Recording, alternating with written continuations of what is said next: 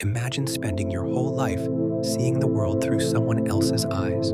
That's exactly how Gina has lived for years. After losing most of her eyesight as a child, she's learned to depend almost entirely on her husband, James. He helps her get around, describes the places they visit, chooses what they eat, and even tells her what people around them look like. From the outside, they seem like the perfect couple. James looks like the caring husband who's always there for his wife, and Gina seems genuinely happy. At least, that's what everyone believes. Then everything changes. A doctor tells Gina there's a chance she could regain part of her vision through an experimental procedure. Neither of them knows what to expect. The surgery is successful, and little by little, Gina starts seeing the world again. At first, it's exciting. She sees colors more clearly.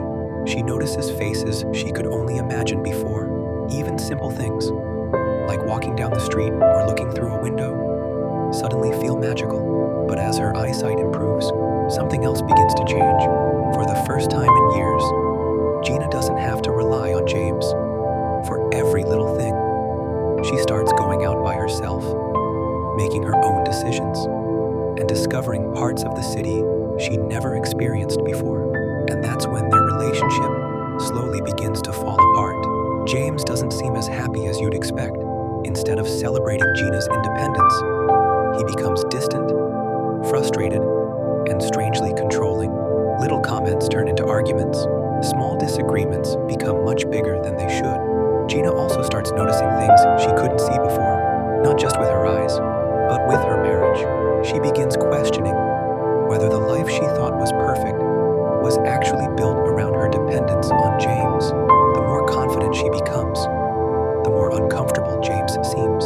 And honestly, that's where the movie gets really interesting. It stops being a story about blindness and becomes a story about control, identity, and what happens when someone finally starts seeing the truth. The film doesn't rely on huge plot twists or action scenes. Instead, it builds tension through small moments. A strange look, an awkward conversation, a simple decision that suddenly means much more than it appears. Without spoiling the ending, I'll just say the final part of the movie leaves you wondering how much of Gina's life was truly her own, and how much was quietly shaped by someone else. If you enjoy psychological dramas,